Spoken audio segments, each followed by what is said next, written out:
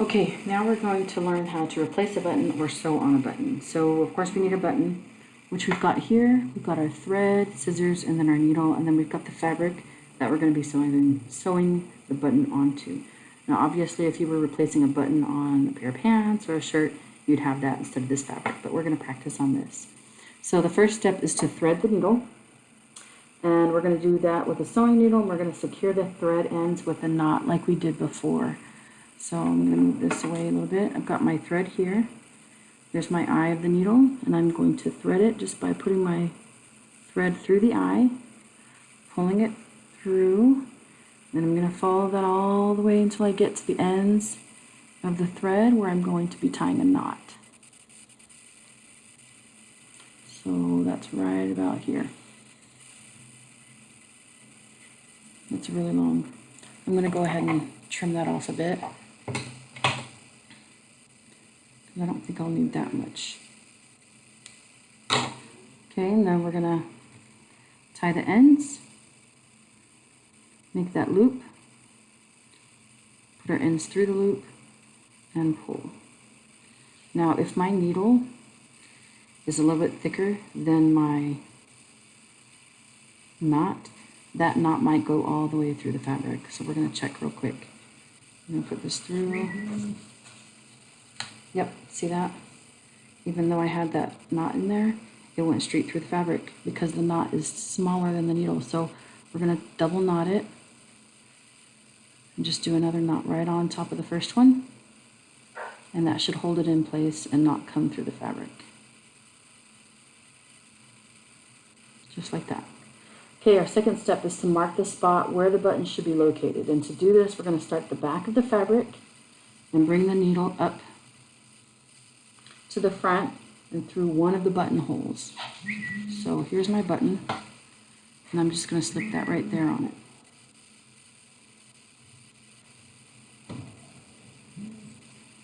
Okay, so one through the buttonhole, just like that.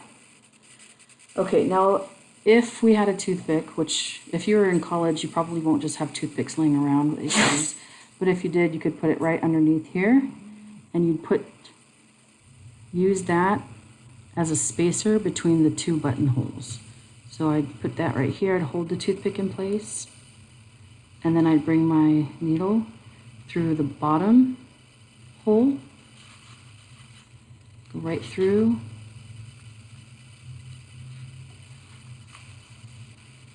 like that, and then I'd do that a couple more times. So up through the top hole, and sometimes it takes a couple of stabs before I get it through the right one. There we go. Down on the other side of that toothpick. Well, it actually just slipped out. So using the toothpick's not necessary. It's a little more difficult, but it kind of helps give a little bit of space so that when you are tying or buttoning your shirt or whatever it is, it makes it a little bit easier because it's not so close to the fabric. So I've done that 3 times, and then I'm going to make a shank. So I'm going to come up through the back. Okay, so I'm coming up through the back, and I'm not going through the hole this time. I'm just coming between the fabric and that button. And the way I do a shank is I'm going to wrap that thread around a couple of times, and that makes it a little more secure. Okay, so wrapped it around a couple times right there, and that's going to keep that button secure. Now, since I've got a 4-hole button, I'm going to go back down. Wherever my thread is, that's the same spot that I need to go back down. So I'm going back down to the back again of the fabric, right here. And then I'm going to do those other 2 buttonholes. This is my guessing game. See if I can get it through the right spot. So I'm getting closer. And the more often you do this, the easier it is to put it through the right spot. So there's 1 stitch. Do a second.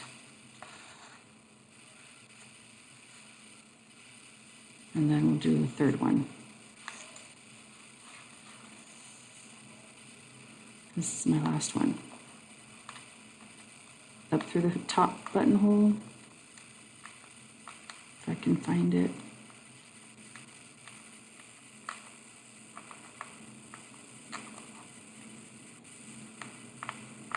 See, I've already lost it.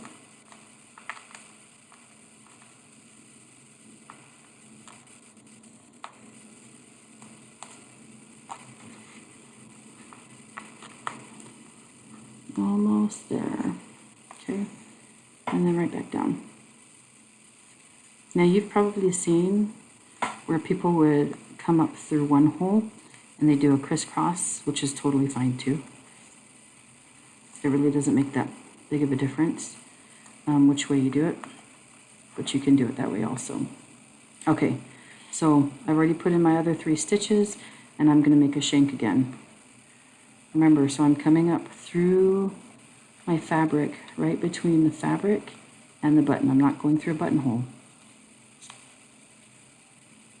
And then I'm going to take that thread and I'm going to wrap it all the way around the thread that's already there. Okay, so the back of the button. That's my shank.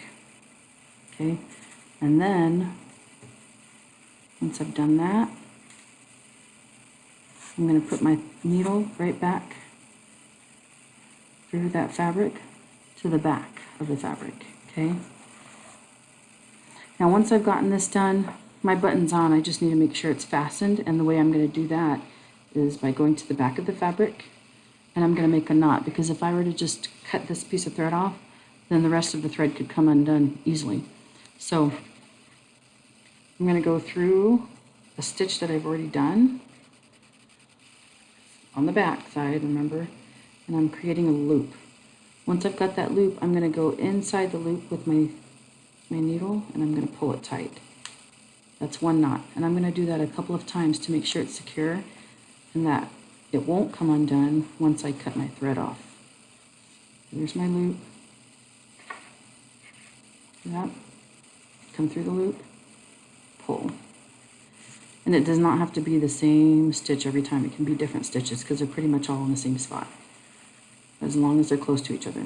There's my last loop, through the loop, pull, and then I can cut that off.